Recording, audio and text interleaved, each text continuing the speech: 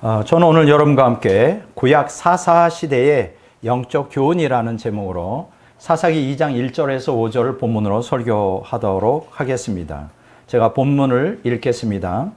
여호와의 사자가 길갈에서부터 복임으로 올라와 말하되 내가 너희를 애굽에서 올라오게 하여 내가 너희의 조상들에게 맹세한 땅으로 들어가게 하였으며 또 내가 이르기를 내가 너희와 함께한 언약을 영원히 어기지 아니하리니 너희는 이 땅의 주민과 언약을 맺지 말며 그들의 제단들을 헐라하였거늘 너희가 내 목소리를 듣지 아니하였으니 어찌하여 그리하였느냐.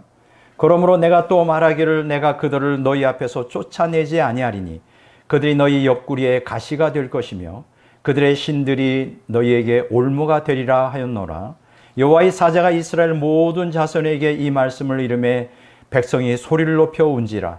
그러므로 그곳을 이름하여 복임이라 하고 그들이 거기서 여호와께 제사를 드렸더라. 아멘. 저는 오늘 구약 사사시대의 영적 교훈이라는 제목으로 설교하려고 합니다. 요새 이 시리즈로 설교하는데 얼마나 은혜가 되고 감사한지 또 이렇게 전파할 수 있는 또 기회를 하나님이 허락해 주신 것에 대해서 감사합니다. 오늘 이 말씀을 여러분들이 마음에 깊이 새길 수 있도록 하나님의 은혜가 임하기를 갈망합니다. 자, 이 제목이 시사하는 바는 구약의 사사시대에 이스라엘 백성이 경험한 사건들이 모형론적으로 신약의 기독교인들에게 영적 교훈을 준다는 것입니다. 자, 오늘 설교는 우리에게 두 가지 중요한 영적 교훈을 줍니다. 첫째, 옛사람의 죽음은 언약 백성이 하나님의 말씀에 순종한 만큼 진행된다. 굉장히 중요한 교훈입니다. 자, 이 말은 무슨 뜻일까요? 일방적인 하나님의 은혜나 혹은 일방적인 인간의 믿음만으로 성화가 이루어질 수 없다는 것입니다. 사사기 2장 20절에서 23절에 보면 이런 말씀이 기록되어 있어요. 여호와께서 이스라엘에게 진노하여 이르시되 이 백성이 내가 그들의 조상들에게 명령한 언약을 어기고 나의 목소리를 순종하지 아니하였은즉 나도 여호수아가 죽을 때에 남겨둔 이방 민족들을 다시는 그들 앞에서 하나도 쫓아내지 아니하리니 이는 하나님이 그들의 조상들이 지킨 것 같이 나 여호와를 지켜 행하지 아니하나 그들을 시험하려 함이라 하시니라. 여호와께서 그 이방 민족들을 머물러 두사 그들을 속히 쫓아내지 아니하셨으며 여호수아의 손에 넘겨주지 아니하셨더라. 자, 이 말씀이 무슨 얘기일까요? 자, 하나님께서 일방적으로 가나안 족속을 쫓아내지 않는다는 거예요. 그러면 언제 쫓아낼까요? 이스라엘 백성들이 하나님 말씀에 순종하는 만큼 쫓아낸다는 거예요. 믿음을 따라. 근데 문제는 뭡니까? 오늘 본문 말씀에 보니까 이스라엘 백성들이 순종을 하지 않아. 그러니까 어떻게 돼요? 하나님께서 그들을 쫓아내지 않았다. 그렇게 말씀하십니다. 그래서 어떻게 돼요? 왜 쫓아내지 않았을까? 왜 하나님의 일방적인 능력으로 쫓아내지 않았을까? 사실은 이 이스라엘 족속들의 믿음을 달아보기 위한 거죠. 영적 성숙이라고 하는 것은 하나님의 일방적인 능력으로 이루어지는 게 아니에요. 많은 사람들이 뭘 불 받으면, 은혜 받으면 내가 변화될 거로 착각하는데 절대 그렇지 않습니다.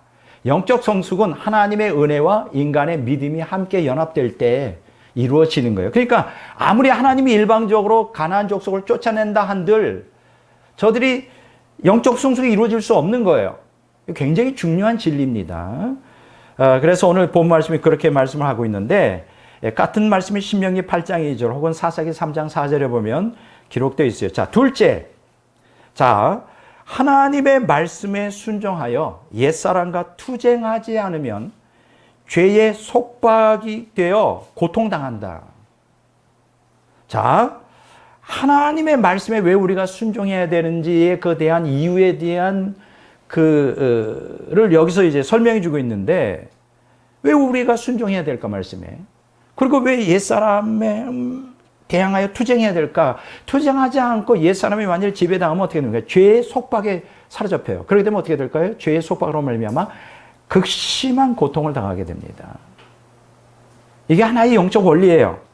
자, 이것은 죄의 속박으로 인해 그러한 그 속박에서 이로 인한 고통에서 벗어나려면 어떻게 되냐? 하나님 말씀에 순종해야 된다. 자, 오늘 저는 여러분들에게 질문하고 싶습니다. 여러분들이 아직 죄의 속박에서 고통당하고 있습니까? 그건 하나님 말씀에 순종하지 않기 때문입니다. 자, 시편 107편 10절에 11절에 다음과 같이 이렇게 말씀하고 있어요. 사람이 흑암과 사망의 그늘에 앉으며 곤고와 쇠사슬에 매임은 하나님의 말씀을 거역하며 지존자의 뜻을 멸시함이라. 너무나 아주 뚜렷한 말씀이죠. 자, 왜 오늘 그리스도인들이 흑암과 사망의 그늘에 앉습니까? 왜 곤고와 쇠사슬에 매입니까? 그거는 하나님의 말씀에 거역하기 때문에 그래요. 하나님의 뜻을 멸시하기 때문에. 다른 말로 말하면 우리가 하나님 말씀에 철저히 순종하고 하나님의 뜻을 따라가면 절대로 흑암과 사망의 그늘, 곤고와 쇠사슬에 매임이 없습니다. 많은 기독교인들이 너무나 착각하는 게 뭐냐면 하나님이 주시는 복이라고 하는 거는 이 환경에서 온다, 조건에서 온다, 자꾸만 이렇게 착각해요. 그래서 자꾸만 환경이 변화되길 바랍니다. 조건이 변화되길 바라요. 그러면 내가 행복해질 것 같아. 뭐 극단적인 예를 들어 가난한 내가 물질이 부유해지면, 그래서 물질의 복을 받으면 행복할 거라고 생각해. 병든 내가 건강을 얻으면 행복할 거라고 생각해. 절대 그렇지 않습니다, 여러분. 하나님이 주시는 이 평강과 복은 환경을 초탈하는 거예요. 그거는 오직 우리가 하나님의 말씀에 순종할 때 우리에게 하나님의 능력으로 부어주는 거예요. 이걸 여러분들이 깨닫기를 바랍니다. 자, 그런데 여기서 중요한 게 옛사람과 싸워 이기지 못하면 하나님 말씀에 순종할 수가 없어요. 그래서 싸워야 되는 거예요. 싸워야 돼. 그냥 뭐 순종해야지 그렇게 되는 게 아니에요. 왜냐면 옛사람이 우리를 갖다가 아주 노예로 속박하고 있어요. 아주 격렬하게 거부를 해버려야 된대. 오늘 왜 대부분의 기독교인들이 이 말씀 순종하지 못할까? 마음은 있어요. 주님 뜻대로 살아야지. 말씀에 순종해야지. 그런데 안 돼. 뭐냐면 옛사람이 너무나 강력하게 지배하고 있고 그 옛사람을 향하여 막 목숨을 걸고 투쟁하지 않아요. 적당히 하다 마라. 적당히 하다 마라. 자, 그래서 여기서 우리가 깨닫는 게 뭡니까? 옛사람에 대한 영적 투쟁은 성도들의 피할 수 없는 숙명이에요. 그 뭐 해도 되고 안 해도 돼. 나는 그냥 예수님 믿으니까 뭐 옛사람이야. 어쩔 수 없는 거지. 절대 그렇지 않습니다. 옛사람과의 영적 투쟁은 성도들의 피할 수 없는 숙명이에요. 그러니까 옛사람과 싸워 이기지 못하면 우리는 예수 믿어도 때때로 하나님의 능력과 은혜를 종종 경험해도 여전히 옛사람의 지배 안에서 극심한 고통을 당하게 되는 거예요. 여러분 이것을 오늘 깨닫길 바랍니다. 자, 오늘 설교 본문이 뭡니까? 이사 사사기 2장 1절에서 5절인데 이 말씀은 뭡니까? 이스라엘의 불순종에 대해서 여호와의 사자가 나타나서 이스라엘 백성들을 책망하고 징계를 선포하는 기록이에요. 너희들에게 하나님 말씀 순종하라 그랬는데 불순종했어. 그러므로 너희들은 그것이 너희들에게 가시와 올무가 될 거야. 그로 인해서 하나님의 진노가 임하고 너희들은 징계를 당할 거예요. 뭐 그거예요. 자, 그런데 오늘 이 본문 사사기 2장 1절에서 5절에 배경되는 역사가 있어요. 배경. 어딜까요? 그 이전이겠죠. 사사기 1장이죠. 이 사사기 1장에 보면 이스라엘 백성이 가나안 족속을 온전히 쫓아내지 못했다는 걸 반복적으로 기록하고 있어요. 쫓아내긴 쫓아냈는데 온전히 쫓아내지를 못해. 완전히 쫓아내지 못해. 대충 쫓아내다가 말고 뭐 여러 가지 변명을 하겠지만 그게 사사기 1장에 기록돼요.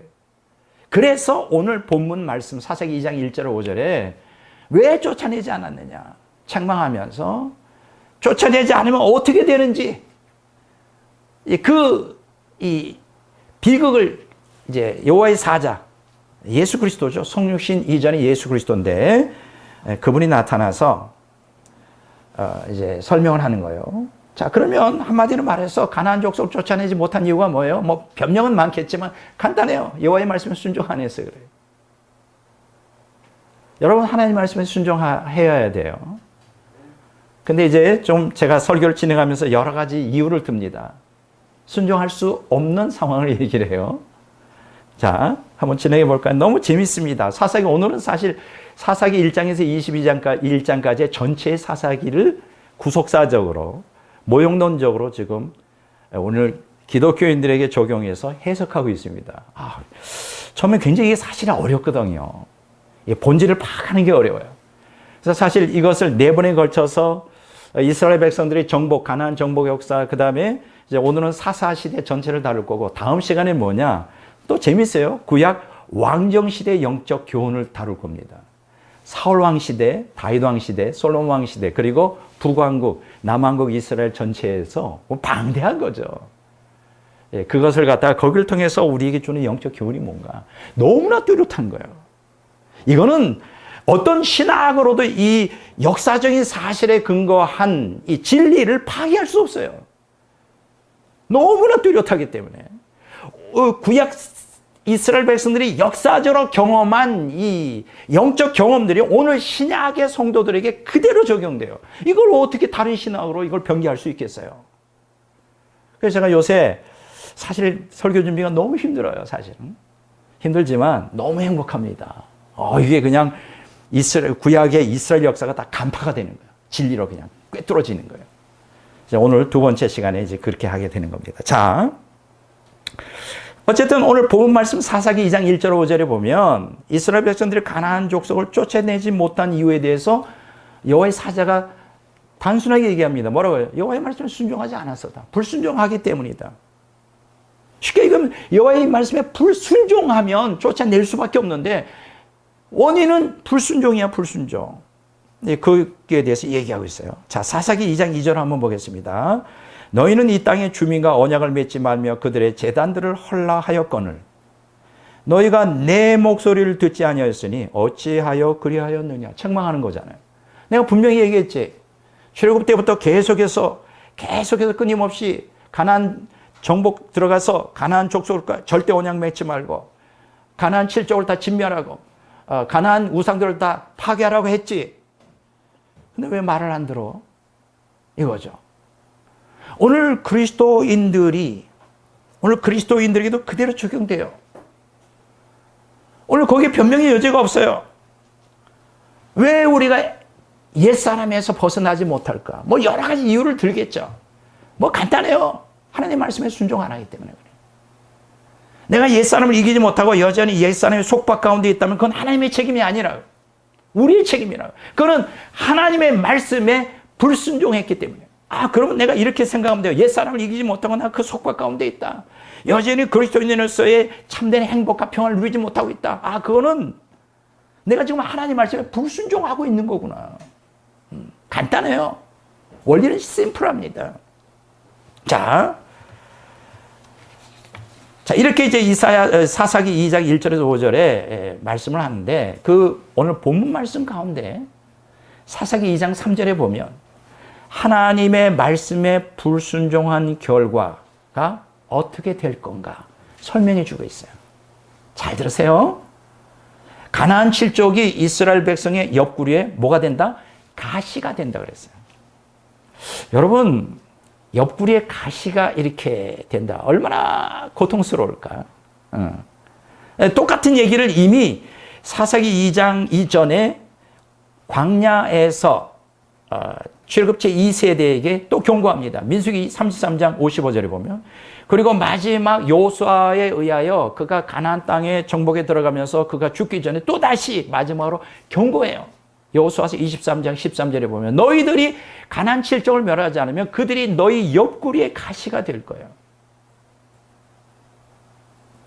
그리고 또 뭐라고 경고하죠? 가나안 우상이 이스라엘 백성에게 올무가 될 거야. 덫이 될 거라는. 옆구리에 가시, 또 올무, 덫. 이거는 이미 신명기에 출애굽제 2세대에게 똑같은 경고를 합니다. 신명기 20장 16절에 18절에 보면 나와요.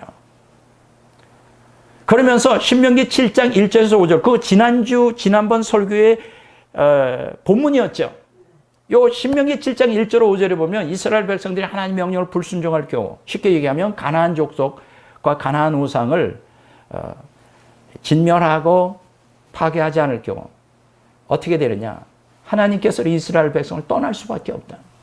보호가 안 된다는 거예요.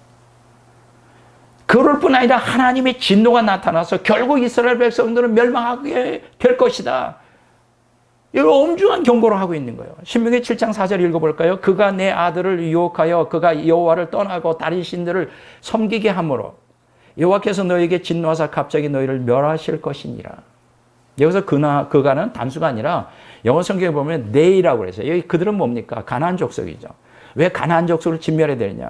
살려두면 그들이 너희를 유혹하여 어떻게 돼요? 여호와를 떠나게 만들 거라. 떠나게 만든. 그리고 다른 신을 섬기게 유혹할 거라는 거예요. 결국 그렇게 되면 어떻게 되느냐? 너희들은 하나님의 진노를 받게 될 거야. 하나님은 절대 이걸 용납하지 못해. 결국 멸망할 거야. 그 얘기지. 예.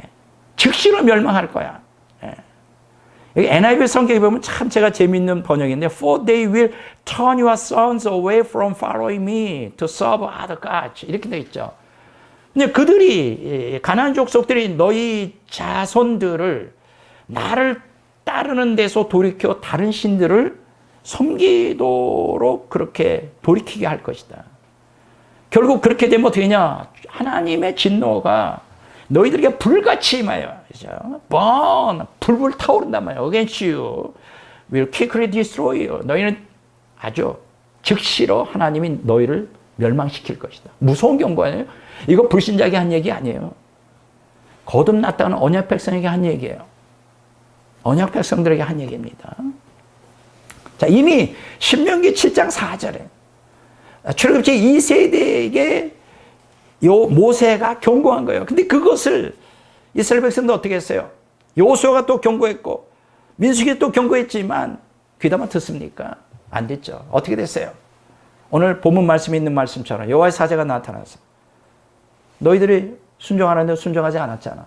그래서 너희들은 이미 여러 차례 예언한 대로 가나안 족속이 너희 옆구리에 가시가 되고 가나안 우상은 너희들에게 올무가 될 것이다. 그로 인하여 너희들은 극심한 고통을 당하게 될 것이다. 이렇게 예언을 하고 있는 거예요. 자, 오늘 본문 말씀 사사기 2장 1절 5절은 신약 기독교인들에게 영적 교훈을 줍니다.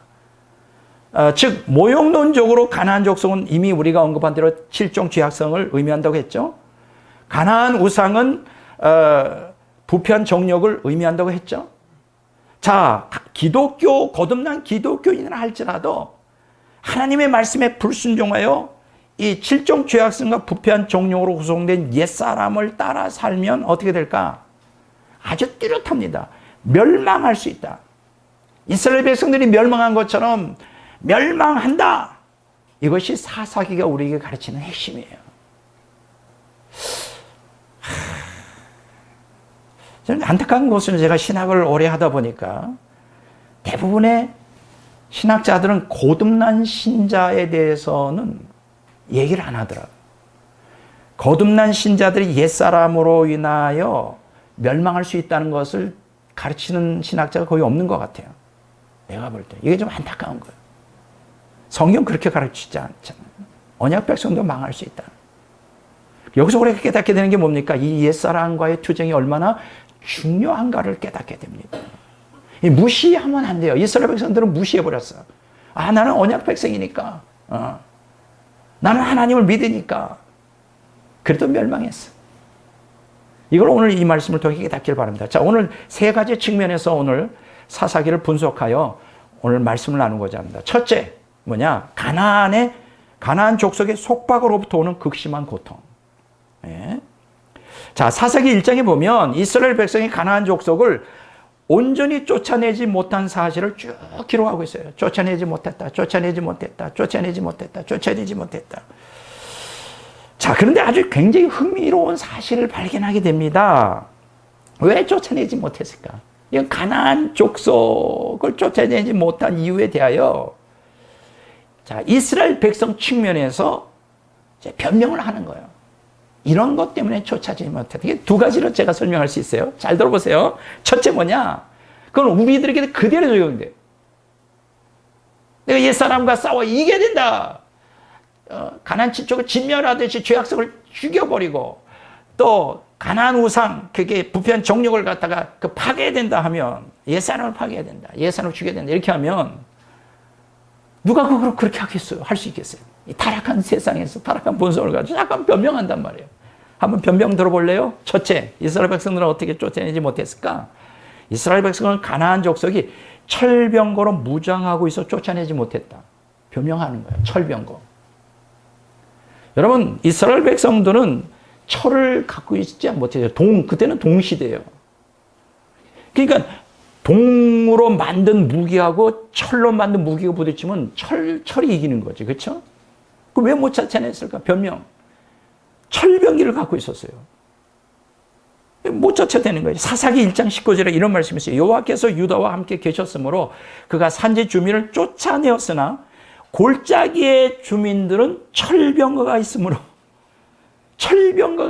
그들을 쫓아내지 못하였으며. 우리도 그렇지 않나요? 좀 생각해 보시기 바랍니다. 근데 재밌는 거 보세요. 똑같은 상황이에요.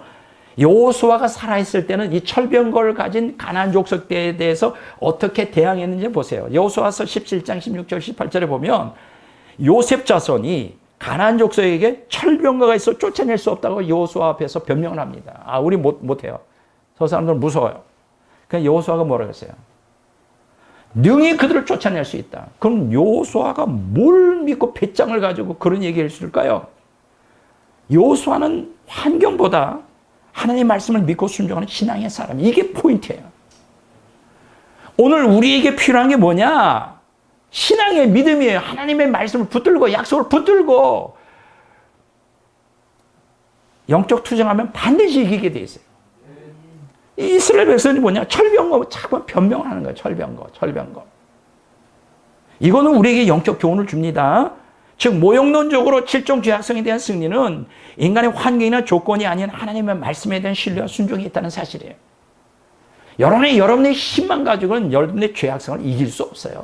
옛사람의 부패한 옛사람의 정욕을 감당한대요. 그거 알아요, 하나님이. 그러나 우리가 하나님의 말씀에 순종하고 믿음으로 나아갈 때 승리할 수 있는 거예요. 나는 할 수 없다 하지 마세요. 나는 옛사람을 이길 수 없다 하지 마세요. 이길 수 있어요. 믿음을 가지세요. 하나님의 약속을 붙들고 순종하려고 하세요. 가능합니다. 자, 둘째 변명을 한번 볼까요? 참 재밌습니다. 왜 가나안 족속을 쫓아내지 못했을까? 이스라엘 백성이. 이스라엘 백성은 가나안 족속에게 노역을 시키기 위해 쫓아내지 못했다. 노역을 시키기 위해. 사사기 1장 27절 28절에 보니까 므낫세는 마을들의 주민들을 쫓아내지 못하며 가나안 족속에 결심하고 그 땅에 거주하였더니. 결심하고. 잘 들으세요. 아주 찰거머리야. 당연히 그러겠지. 결심하고 죽자 사자고 쫓겨나지 않으려고 막 발버둥 치는 거예요. 이스라엘이 강성한 후에야 가나안 족속에게 노역을 시켰고 다 쫓아내지 아니하였더라. 자, 이 똑같은 내용이 여호수아서 16장 10절, 17장 13절, 사사기 1장 30절, 33절, 35절에 반복적으로 나옵니다. 자, 너무나 재밌어요. 이 본문을 두 가지 사실을 우리에게 알려주고 있어요. 첫째 뭐냐? 가나안 족속이 결심하고 그 땅에 거주하였다. 결심했대요. 굳은 결의를 했대. 죽어도 나는 안 나가. 누가? 가나안 족속이. 이걸 바꿔서 말해보세요. 죄악성이 만만하지 않아요. 절대로 포기 못해. 너 지배하는 거. 똑같은 거지. 자, 보세요. 자, 이 말이 무슨 뜻일까? 이스라엘 백성이 가나안 족속을 쫓아낼 만큼 단호하지 않았다는 거예요. 죽자 사자 쫓아내야 되는데 가나안 족속이 너무 저항하는 거야. 결심하고 찰거머니 것처럼 나는 너 없이 못 살아 막 이러면서 붙여 있는 거예요. 단호하지 못했어요. 오늘 신앙에는요, 단호함이 필요합니다. 우리 죄를 끊어내는데도 단호하게 끊어야 돼요. 우리가 하나님을 믿는 신앙에 방해되는 그 어떤 것 단호하게 끊어낼 수 있어야 돼요. 참 이런 신앙인이 오늘 우리에게 또 하나님께는 절실히 필요한 거예요. 여러분들의 신앙을 방해하는 게 뭡니까? 뭐 어떤 사람에게는 돈이 될 수도 있고, 어떤 사람이 쾌락이 될 수도 있고, 어떤 사람에게는 이성에 대한 사랑이 될 수도 있고. 네. 그것이 하나님의 말씀을 순종하는 데 방해되면 단호히 버릴 수 있는 결단이 필요해요. 이걸 못하니까 오늘날 기독교인들이 승리하지 못하는 거예요. 자, 두 번째. 이건 더 재밌어요. 왜 쫓아내지 못했을까? 이스라엘이 강성한 후에야 가나안 족속에게 노역을 시켰고. 자, 보세요. 이건 변명이 안 되지. 약하니까, 철병을 가지고, 이거는 어느 정도 우리가 합리적으로 이해가 되는데, 강성해졌어. 쫓아낼 만큼 능력이 됐는데도 안 쫓아냈어. 왜 그럴까요? 간단해. 노역을 시키려고. 이게 무슨 얘기일까? 이스라엘 백성이 쫓아낼 수 있는 힘이 있는데도 자기 유익을 위하여 가나안 족속을 강제 노동시키려고 쫓아내지 않았다. 기가 막힙니다. 이 두 가지 사실은 우리에게 엄청난 영적 교훈을 우리에게 줍니다. 즉 모형론적으로 우리가 실종 죄악성에서 벗어나지 못하는 이유가 뭐냐? 두 가지예요. 단호한 결단의 결력. 단호한 결단의 결력. 두 번째는 세속적 행복의 유익. 세속적 행복의 유익이 그거 솔찬죠, 사실. 다 저도 알아요. 다 경험해 봤어요. 다 안다고. 죄악의 맛을 저도 다 겪어봤다고. 각종 죄악의 맛. 제가 죄악의 맛을 보니 그 맛 보통 아니에요. 그러니까 사람이 죄를 짓겠지. 세속적 행복의 유익. 제가 두 가지 얘기했죠. 단호한 결단의 결력. 세속적 행복의 유익. 이 두 가지에서 다 내려놓지 않으면 절대로 우리 안에 있는 죄된 본성을 이기는 거 불가능합니다. 하나님의 능력, 하나님의 은혜 아무리 부어줘봐야 다 효력이 없어요. 다 효력이 없어. 이걸 오늘 여러분들이 깨닫길 바랍니다. 정말 깨달아야 돼요. 자, 시간만 된다면 이걸 갖다가 몇 시간을 풀어서 하면 참 좋아요. 왜냐면 여러분들이 이해하게 실제 예를 들면서. 근데 시간이 없잖아요. 기본적인 딱 핵심만 딱 잡아서 말씀드리는 거예요. 자, 이렇게 이스라엘 백성이 하나님 말씀에 불순종했어요. 철병거 있어 안 됩니다. 또 강건해졌을 때는 노역을 시키려고 안 됩니다. 이런 변명하면서 그래 불순종해요. 그러면 거기서 끝나는 게 아니에요. 두 가지 비극이 이스라엘 백성들에게 찾아옵니다. 두 가지 비극이. 하나님 말씀에 불순종해요. 첫째는 뭐냐? 이스라엘 백성이 하나님을 버리고 가나안 칠족이 섬기는 가나안 우상을 숭배함으로 하나님의 진노가 임하였어요. 여러분, 가나안의 우상을 포기하지 않으면 하나님 버리는 거예요. 둘 중에 하나를 택해야 되는 거예요. 많은 기독교인들이 착각해요. 하나님도 섬길 수 있고 우상도 숨길 수 있다 그래요.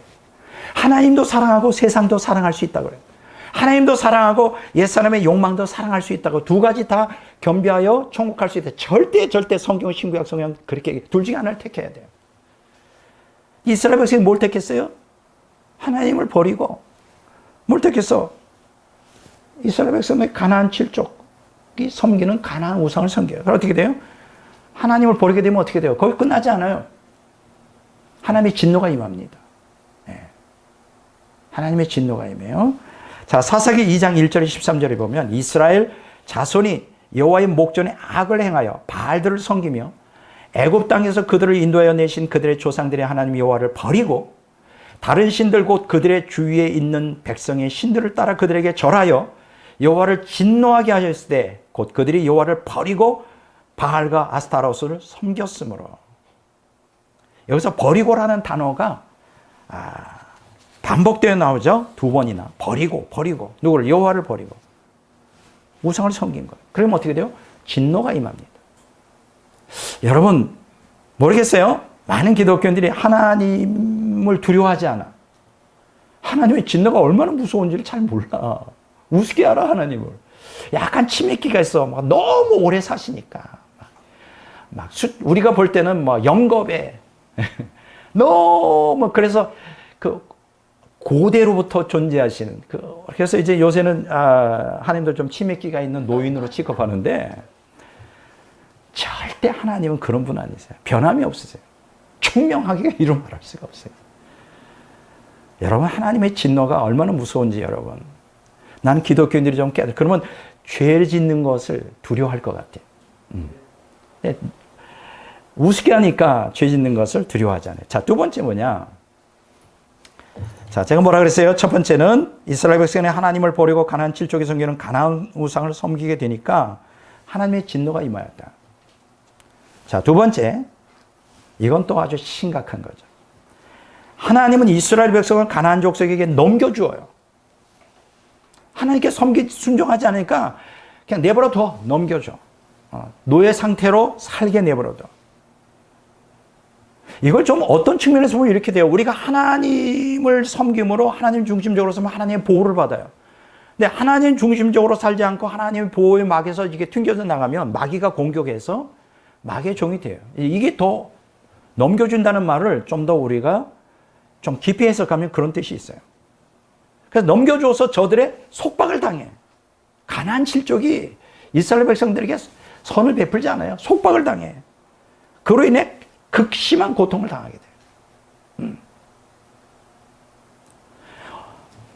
사사기 2장 14절 15절에 이런 말씀이 있어요. 여호와께서 이스라엘에게 진노하사 노력하는 자의 손에 넘겨주사, 보세요. 넘겨주사. 그들이 노력을 당하게 하시며 또 주위에 있는 모든 대적의 손에 팔아넘기심에 팔렸어. 그들이 다시는 대적을 당하지 못하였으며 당할 수가 없죠. 그들이 어디로 가든지 여호와의 손이 그들에게 재앙을 내리시니 어디로 가시니 뭘 하든지 복을 못 받아. 곧 여호와께서 말씀하신 것 같고 여러 번 경고했죠. 여러 번 경고해. 지금도 경고하고 계시죠. 여호와께서 그들에게 맹세하신 것 같이 맹세했어요. 여러 번 경고하고 명세했어요. 맹세. 그들의 괴로움이 심하였더라. 이것은 우리에게 영적 교훈을 줍니다. 오늘 우리에게. 무슨 얘기냐? 즉 모형론적으로 거듭난 기독교인이 가나안 우상으로 상징되는 부패한 정령을 따라 살면 어떻게 되느냐? 가나안 족속으로 상징되는 7종 죄악성인 노예가 돼요. 영육 간에 고통을 당하게 됩니다. 이거는 진리예요. 진리입니다. 오늘날 왜 대다수 많은 기독교인들이 그리스도인으로서의 희열을 못 누리면서 고통 가운데 살까? 바로 이러한 이유 때문에 그래요. 말씀에 순종 안 해서. 가나안 족속과 동화되고 가나안 우상을 섬기면서 하나님을 섬길 수 있대. 하나님을 섬길 수 없어. 하나님은 그 보호하시면서 떠나. 복을 못 받아. 그러니까. 이 원리를, 영적 원리를 여러분 아셔야 돼요. 여러분 다시 말씀드리지만 그리스도인들은 환경이나 조건에 의하여 살아가는 사람이 아니에요. 하나님을 철저히 믿으면서 가나안 족속을 진멸하고, 그게 뭐예요? 죄악성을 진멸하고 가나안 우상을 파괴하고, 이게 뭐예요? 부패한 정욕을 파괴하면, 그래서 오직 하나님 뜻대로 살면 그냥 복이 동굴처럼 굴러들어와. 이건 제가 경험하고 있는 거예요.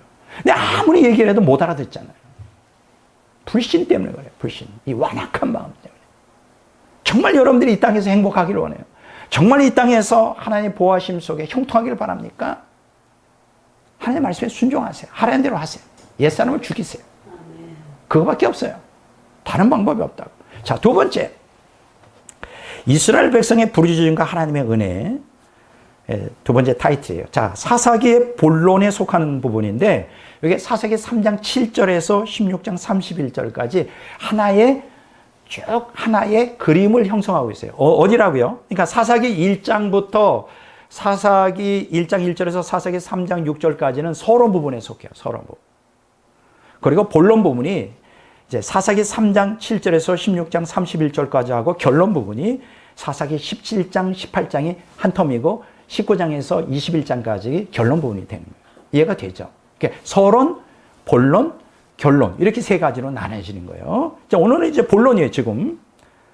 자, 사사기 3장 7절 16장 31절에 보면 이스라엘 백성의 불순종으로 말미암아 가나안 족속에 의한 이스라엘의 압제와 고통 가운데 하나님께 구원을 이스라엘 백성이 부르짖어요.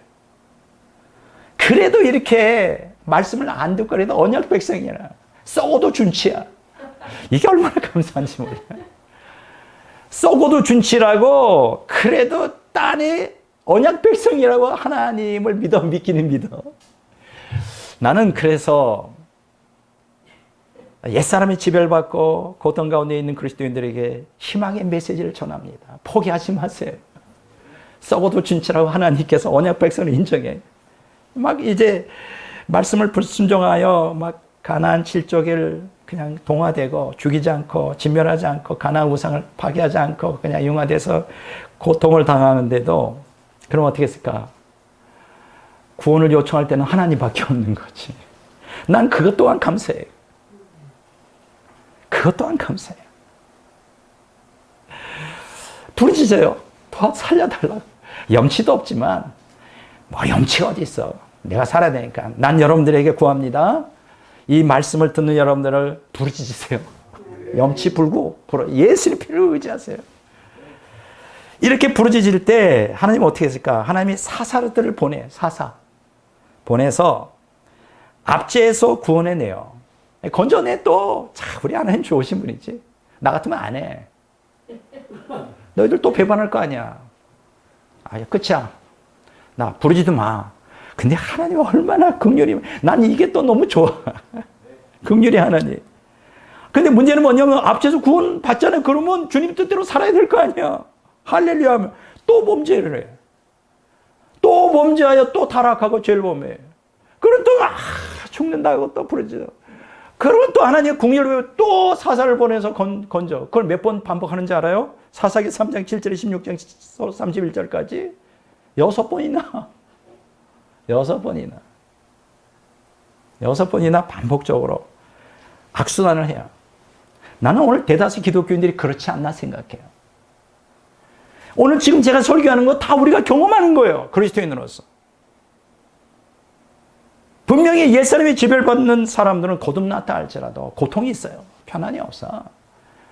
그래도 교회를 안 떠나는 사람이 희망이 있는 거예요. 그런 고통 가운데 또 기도할 수 있는 것도 참 은혜라고 생각해. 이 기도하는 거 떨어져 나가면 이건 또 심각한 거지. 기도할 수 있다는 게 얼마나 감사한지 몰라요. 또 기도를 들어주시는 하나님이 있다는 게 감사해요. 우리가 죄인이라도. 저도 한때 그런 적이 있어요. 뭐 자세한 건 내가 간증할 수가 없어요.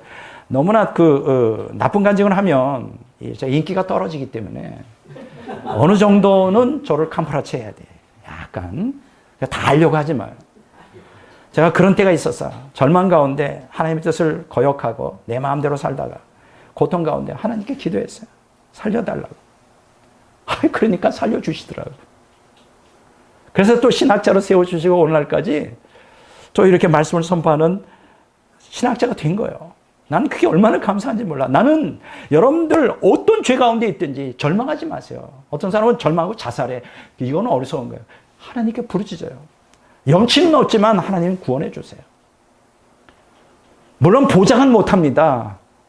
이스라엘 백성은 6번이나 약속을 자꾸만 어기고 또 타락하고 또 그냥 부르짖고 고통 가운데 그러면 또 구원해 주고 이렇게 6번 계속 반복하잖아요. 악순환이죠. 사사기 2장 16절에 19절에 보면 거기에 대해서 하나님이 평가해요. 너희들 참 말 안 듣는다. 너무해. 이거 너무한 거 아니야? 한두 번이어야지 이거. 구원해주면 또 타락하고 더 악하게 되고 이건 뭐야? 여러분 여기서 깨닫게 되는 게 뭐냐면 우리가 본질적인 변화가 없으면 이렇게 계속 우리의 신앙이 옛사람에서 벗어나지 못하는 오늘 대부분 그러지 않을까? 일주일 동안 죄 짓고 주일날 회개한다고 또 들이대고 또 진짜 좀 더 고통이 올 때는 조금 더 진지하게 접근해요. 그러면 정말 구원해 주시오. 그럼 뭐 한두 주 좀 주님을 사랑한다고 하다가 또 세상에 또 푹 빠져 살아. 받은 은혜 잊어버려. 그래서 그냥 평생 그렇게 가다가 그냥 굉장히 위험하죠. 그러다가 어쩌려고 그러다가 지옥 가면 어떡하려고 회개도 안 돼서. 이런 기독교인들이 대다수를 차지하지 않을까 난 그렇게 생각해. 이스라엘 백성은 똑같았어요. 자, 첫째, 이스라엘 백성은 가나안 족속의 압제 때문에 하나님께 구원을 부르짖습니다. 사사기 4장 1절 3절에 보면 에웃이 죽으니 이스라엘 자손이 또 여호와의 목전에 악을 행하며 여호와께서 하솔에게 통치하는 가나안 왕 야빈의 손에 그들을 팔았으니 그의 군대 장관은 하로셋 학고임에 거주하는 시스라요. 야빈 왕은 철병거 900대가 있어 20년 동안 이스라엘 자손을 심히 학대하였으므로 20년 동안 우리 일본 강점기 때를 상상하면 됩니다. 뭐 그런 학대를 받는 거예요. 이스라엘 자손이 여호와께 부르짖었더라. 포인트는 이거예요. 부르짖으면 살리라. 여러분 부르짖으세요. 사사기 3장 8절 9절 12절에서 15절 6장 6절 7절 10장 6절 16절에 보면 똑같은 내용들을 여러 사건을 통하여 설명하고 있습니다. 자, 이스라엘 백성은 가나안 족속을 통하여 성경에 보니까 압박과 괴롭힘 사사기 2장 18절 학대를 받았어요. 사사기 4장 3절. 그리고 더 극심한 문제는 뭐냐? 식량을 다 강탈해 갔어. 굶어 죽을 판이야. 근데 극심한 궁핍을 당해요. 사사기 10장 6절. 이런 고통을 당해요. 그 왜 고통당할까? 하나님 말씀을 순종하지 않아서 하나님 명령을 어기고 악을 행하니까 하나님은 어떻게 도와줄 수가 없는 거예요. 자, 여기 특히 아주 좀 제 눈을 끄는 그 내용이 있어요. 이제 하나님께 부르짖는데 사사기 2장 18절에 보면 이런 내용이 있어요. 그들이 대적에게 압박과 괴롭게 함을 받아 슬피 부르짖음으로 이렇게. 이 구절이 어떻게 보면 내 마음에 막 확 들어들어요. 슬피 부르짖음으로. 이게 히브리어 원어 보니까 한 단어예요. 민나카담이라고 그래요. 민나카담. 이게 원형이 내악한데 이게 무슨 뜻이냐. 고통이 너무 극심해 견디기 힘들어내는 신음소리를 묘사하는 단어예요. 이거는 그 어디에 적용됐느냐면 이게 이제 구약 성경에 4번밖에 안 나오는 단어예요. 희귀한 단어인데 이스라엘 백성들이 애굽에서 바로에 탄압당할 때 똑같은 형태, 신음소리. 여러분, 우리 그런 거 있잖아요. 고통이 너무 심해. 그럼 막 신음소리 내는 거예요. 어떻게 표현해야 될까? 아이고 나 죽네. 이렇게 이게 나은가? 아이고 나 죽네. 그 정도로 극심했다는 거예요. 슬피 부르짖으면. 여러분, 하나님을 떠나면 이런 일들이 우리의 삶에 다반사로 일어납니다. 네. 두 번째, 자, 참 하나님 대단하신 분이에요. 긍휼이 풍성하신 하나님은 뜻을 돌이켜 사사를 보내주심으로 이스라엘 백성을 구원해 주십니다. 매번 그랬어요. 저 같으면 그렇게 못했을 것 같아요. 내가 하나님이라면. 한두 번은 봐줘. 또 계속해. 끝장이야 너희들. 다시 나한테. 그냥 아주 내버릴 것 같은데 하나님은 안 그러셔. 또 배반하면 또 구원해주고 부르짖으면 또 구원해주시고 몇 번? 6번에 걸쳐. 그게 몇 년 동안 됐을까요? 350년. 사사기의 역사가 350년. 10년도 아니고 100년도 아니고 350년 동안 그 짓을 하는 거예요. 또 구원해주면 또 배반하고 고통당하면 압제당하면 또 부르짖으면 또 사사를 보내서 그렇게 하고. 자, 보세요. 자, 오늘 사사기를 보니까 그 각 지파별로 이렇게 사사를 보냈더라고요. 남부 사사가 누구냐? 온니엘과 에훗 그리고 삼갈이라고 하는 3명의 사사가 남부 사사에 속하고요. 북부 사사는 드보라, 여러분 유명하죠. 유일하게 여자 사사죠. 중부 사사는 기드온, 유명하죠. 동부 사사는 돌라와 야일 그리고 입다가 사사로 사역을 했어요. 또 중부와 북부 사사는 입산과 엘론 그리고 압돈이 사사로서 일을 했습니다. 해안 지역 사사는 여러분 그 유명한 누구죠? 삼손이라는 사사가 있어요. 그래서 총 사사기에 나오는 사사들은 누구냐? 12명이에요. 뭐 어떤 학자들은 사무엘도 사사, 물론 사사이자 선지자죠. 그래서 한 명을 더 추가해서 13명인데 저는 사무엘은 빼고요. 사사기에 나오는 12명의 사사가 성경에 나타납니다. 자, 어쨌든 하나님께서 이렇게 각 지파별로 이제 나눠져 있으니까 또 각 지파마다 또 가나안 족속들이 그 위치한 곳이 다르니까 이스라엘 백성들이 가나안 족속에게 고통을 압제를 당할 때마다 부르짖으면 이렇게 이런 사사들 보내서 건져주셨다. 이렇게 아시면 됩니다. 근데 이것은 우리에게 영적 교훈을 줍니다. 즉, 모형론적으로 거듭난 기독교인이 하나님께 불순종하며 고난당할 때 하나님께 부르짖으면 이거 중요해요. 부르짖으면 하나님의 사사로 상징되는 은혜를 부어줘 고난을 내서 건져주셔요. 여러분, 제가 여러분들에게 고민드립니다. 여러분, 옛사람을 실패하고 여전히 고난 가운데 있습니까? 고통 가운데 있어요? 부르짖으세요. 그 고난 가운데 있는데도 이를 악물고 부르짖는 사람들은 정말 대단한 완악한 사람이라고 생각해. 아니, 그게 어려워요. 돈 들어요, 그게. 하나님 살려달라고. 염치가 어디 있어. 참 감사한 게 하나님은 과거를 묻지를 않으시는 것 같아. 나 같으면 내가, 저도 뒤끝 없는 사람인데 하나님만큼은 아니에요. 우리 하나님 그런 면에서는 이거 바보 아니야? 죄송한 얘기지. 너무 아니 나 같으면 한두 번 봐주지만 세 번, 네 번, 다섯, 여섯 번 하면 아유 너가 상정 안 해. 너가 섬기는 신의 교 구해봐. 나는 이제 귀찮아. 이럴 뻔도 한데 안 그러세요. 10번이면 10번, 100번이면 100번, 1000번이면 1000번. 우리 하나님 사랑 안 할 수 없어. 난 여러분들에게 책망하는 거 아니에요. 제 인생을 보면 똑같아.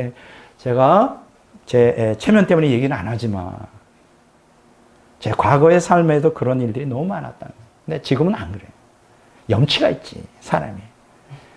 나이 꽤나 먹었어. 이제 염치가 있지. 그건 젊을 때, 한때 그건 이해가 되지만, 지금까지도 여전히 하나님 앞에 그러면, 하나님의 의리가 있는 거지. 그러면 안 되는 거예요. 그렇다 하더라도 부르짖으세요. 그럼 하나님이 은혜를 부어주신다. 구원해 주신다. 이걸 잊지 마시기 바랍니다. 자, 그런데 여기서 한 가지 중요한 교훈이 있어요. 이렇게 고난 가운데 부르짖고 압제 가운데 또 하나님의 구원을 경험하고 또 다시 타락하고 이거 평생 반복하면 안 돼요. 이거 반복하라고 그렇게 하나님이 구원해 주시는 게 아니라는 거예요. 옛사람을 십자가에 못 박는 참된 회개, 이 결단을 해야 돼요. 이 결단. 그거 없이 죄악성에서 벗어날 수 없어요. 평생 그러다 마는 사람이 있어. 평생 그냥 올라갔다 내려갔다 올라갔다 평생 죽을 때까지 죄에서 벗어나지 못해. 그러지 마세요. 그건 성경이 원하는 게 아니에요. 이 시편 78편 36절 47절 106편 43절 예레미야 3장 4절 5절에 보면 하나님이 이러한 인간들 때문에 탄식해요. 진정성이 없다는 거야. 진정성이. 회개가. 어려움 당하면 나에게 와서 부르짖고 내가 구원해주면 또 배반하고 그러지 말라는 거예요. 하나님이 너무 안타까운 거예요. 그 얘기를 하는 거예요. 그러나 우리가 결단해야 돼. 목숨을 걸고. 그러면 벗어날 수 있어요. 도와주실 수 있어요. 자, 세 번째 결론입니다.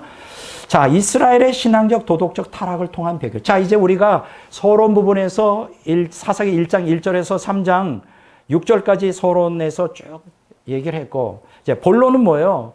이제 반복적인 악을 행하면 거기에서 하나님의 구원, 부르짖음과 구원에 대해서 사사기 3장 7절에서 16장 31절까지 다뤘잖아요. 6번에 걸친 이러한 사이클을, 악의 사이클을.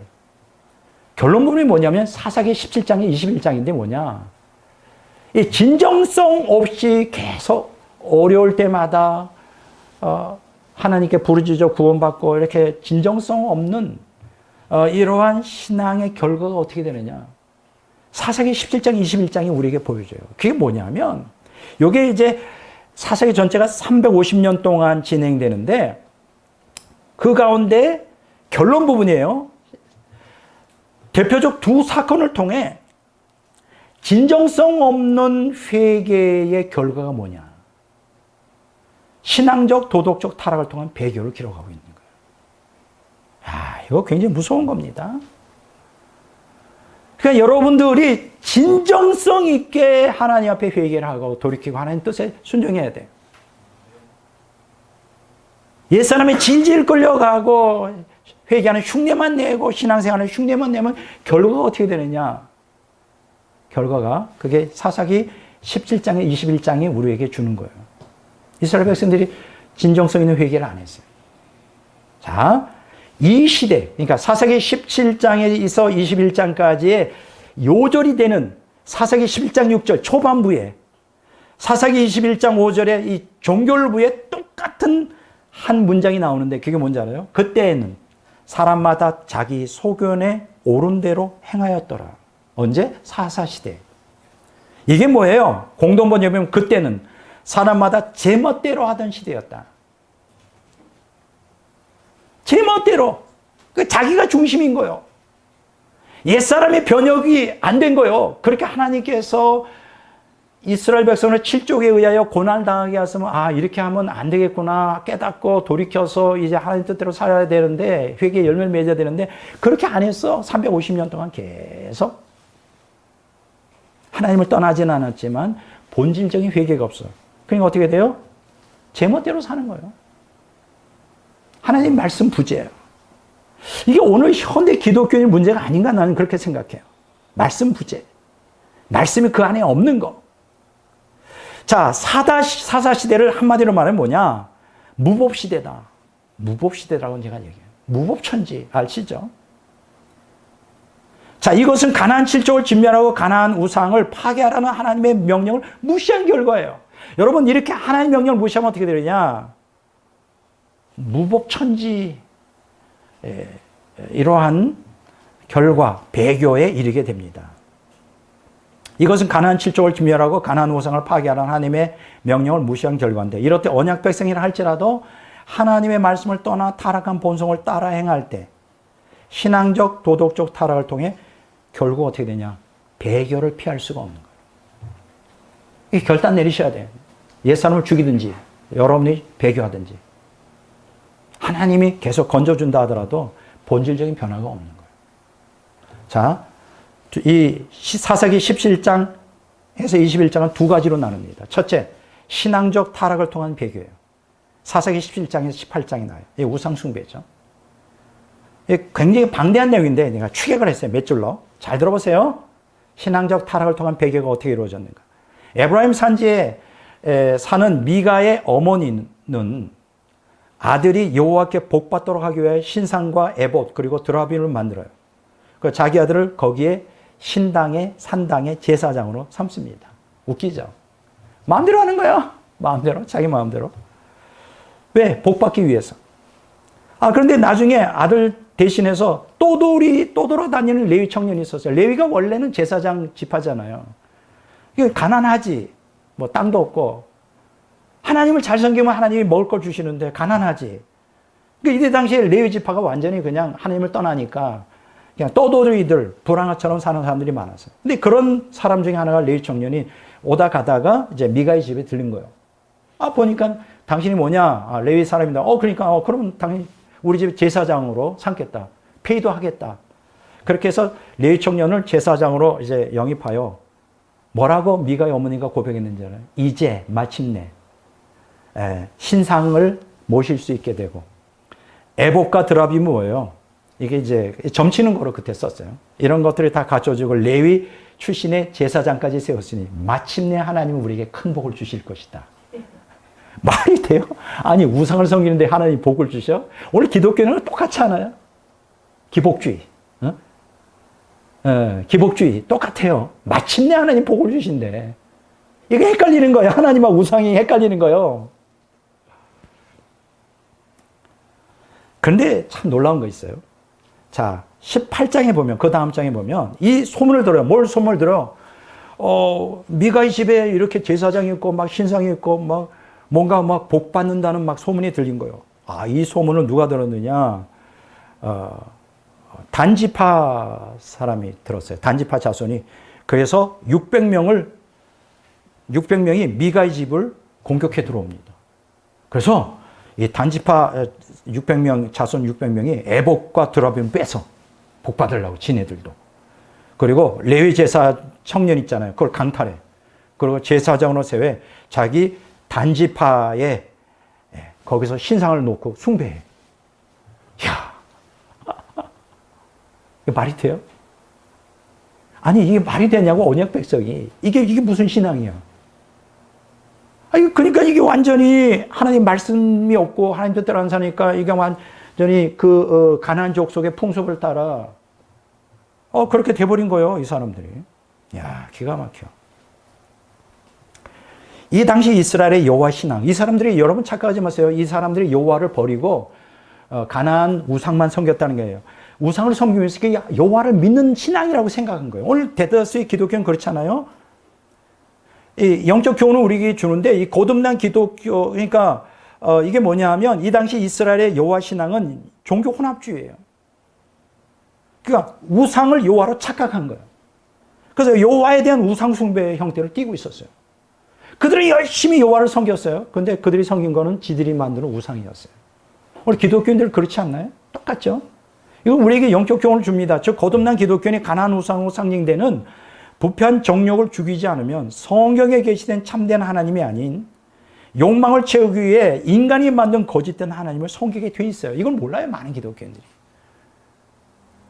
욕망을 따라 우리의 가나안 우상으로 상징되는 부패한 정욕을 죽이지 않으면 하나님을 우리가 변절시켜. 우리가 우상을 만들어. 근데 그 우상이 하나님이라고 믿고 섬기는 거예요. 오늘 상당수 기독교인이 그래요. 내가 얘기 들어보면 진짜 하나님이 아닌데. 저 우상인데 그들은 진짜 하나님이라고 믿고 있는 거예요. 똑같죠? 자, 둘째. 도덕적 타락을 통한 배교예요. 사사기 19장 21절에 보면 자, 어떤 결과가 올까요?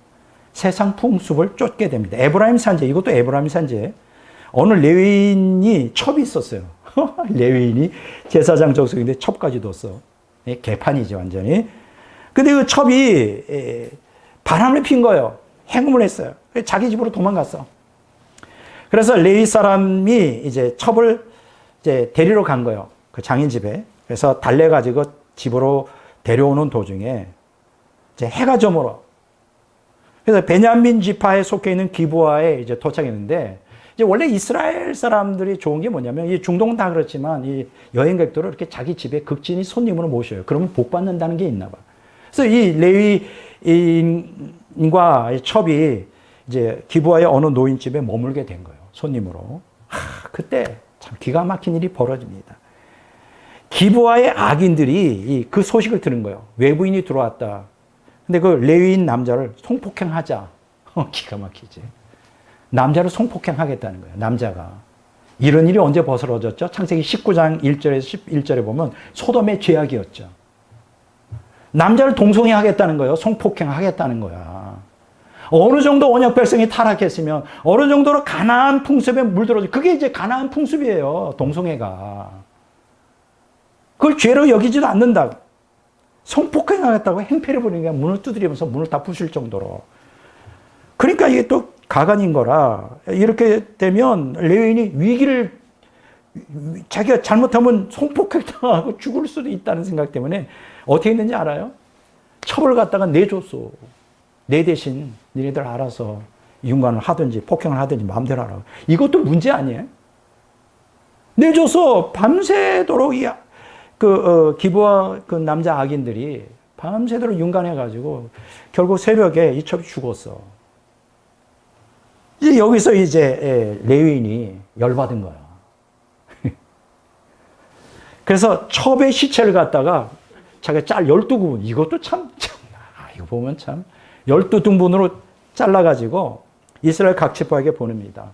서신과 함께. 이런 짓을 했습니다. 기브아 사람들. 그러자 미스바에서 11지파. 그러니까 여기에 기브아에 속해 있는 지파가 베냐민 지파였나 봐요. 그거 빼고 11지파가 회의를 했어요. 이거 가만 놔두면 안 되겠다. 이거 개판이다, 이거. 이거 징벌을 해야 된다. 그래서 이스라엘 총회를 개최해서 이 악을 갖다가 징벌하자. 그래서 거기에서 내전이 벌어집니다. 그러니까 베냐민 지파, 기브아가 속해 있는 베냐민 지파를 대상으로 11지파가 싸움이 붙었어. 내전. 그래서 베냐민 지파가 거의 멸족 단계에 이르렀어요. 거의 다 죽었어, 남자들. 이거 비극 아닙니까? 어떻게 이런 언약 백성에게 이런 세상 사람들도 사실 상상할 수 없는 이런 악행을 행하느냐고. 여러분, 이건 남의 얘기 아니에요. 오늘 우리 그리스도인이라는 사람들도 똑같이 이런 악한 짓을 행할 수가 있어요. 하나님의 말씀을 기준 삼아 하지 않으면 우리도 새 속에 물들어 세상 사람과 동일하게 그것보다 더 악한 짓을 행할 수 있다고. 이 사건 후에 여러 세기 후에 호세아가 이때 당시에 기브아의 이때 당시에 이 악행을 회상하면서 다음과 같이 얘기합니다. 호세아서 9장 9절에 그들은 뭐예요? 호세아서 당시에 북이스라엘 백성이겠죠. 기브와의 시대와 같이 심히 부패한지라. 끝장까지 갔다는 거예요. 끝까지 갔다는 거예요. 악을 행할 수 있는 만큼. 여호와께서 그 악을 기억하시고 그 죄를 벌하시리라. 기브와 시대와 같았다는 거예요. 심히 부패했다. 호세아서 10장 9절에 또 반복해 나오고 있어요.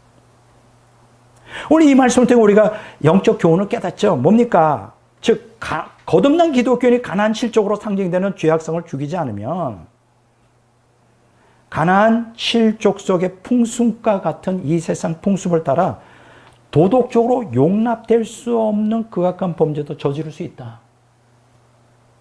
무서운 교훈이에요. 저지를 수 있어요. 그래서 이러한 사사기 17장, 21장에 있는 신앙적 타락을 통한 배교와 도덕적 타락을 통한 배교도 능히 언약 백성들이 저지를 수 있다. 이걸 오늘 사사기가 우리에게 교훈해 주는 거예요. 자, 결론 말씀을 드립니다. 오늘 설교를 통해 우리가 깨달아야 될 중요한 교훈은 뭐냐? 하나님의 명령에 순종하지 않아 가나안 7족으로 상징되는 죄의 본성인 7종 죄악성을 진멸하지 않고 가나안 우상으로 상징되는 부패한 정욕을 파괴하지 않으면 이스라엘 백성이 가나안 우상을 섬기게 되고 가나안 7족의 풍습에 물들어 악을 행하다가 결국 멸망한 것처럼 멸망했죠? 나중에 북이스라엘 남유다 다 멸망했잖아요. 그와 똑같이 거듭난 기독교인들도 멸망할 수 있다는 거예요. 이게 성경적 모욕론에서 우리에게 주는 교훈입니다. 구약의 역사적 사건들을 오늘 신약의 영적 원리나 교훈으로 해석하는 틀이 모욕론이에요. 어때요? 정확하지 않습니까? 이것을 깨달아야 돼. 그러니까 지금 오늘 제가 사사기는 이건 꾸며낸 얘기가 아니라 역사적 사실이에요. 역사적 사실이라고. 사실에 근거한 기록이라고. 이러한 역사적 사실을 기록하고 있는 사사기는 모욕론적으로 거듭난 기독교인들에게 엄중한 경고를 하고 있는 거예요. 이게 제가 오늘 여러분들에게 드리고 싶은 핵심입니다. 자, 제가 오늘 설교한 것이 어렵나요? 나는 그렇게 어렵다고 생각하죠. 이미 사건을 중심으로 그거를 모욕론적으로 신약 성도들에게 영적으로 해석해 드렸잖아요. 오늘 이 말씀을 통하여 우리 구약 사사시대의 영적 교훈이 우리에게 주는 교훈이 뭐냐, 영적 교훈이 뭐냐, 이거를 여러분들이 오늘 깊이 유념하여 하나님의 명령하는 대로 옛사람과 격렬하게 투쟁해서 하나님의 보호와 복을 받는 저와 여러분들이 되시기를 주의 이름으로 축원합니다.